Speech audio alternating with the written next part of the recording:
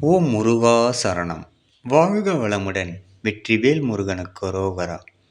இன்றைய நாள் இனிய நாளாக அமைய எல்லாம் வல்ல அப்பன் முருகனின் அருள் அனைவருக்கும் கிடைக்கப் பெறுக.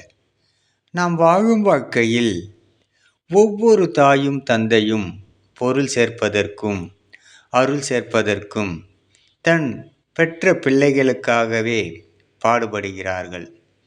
தங்களுக்காக இறைவனிடமோ மற்றவர்களிடமோ வேண்டுவதில்லை.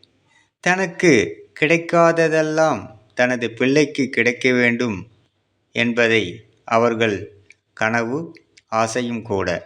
அதனால்தான் பிள்ளைகள் முதலில் நன்றி கடன் தாயும் தந்தைக்கு செலுத்த வேண்டும் என்று அப்பன் அருளுகின்றார்.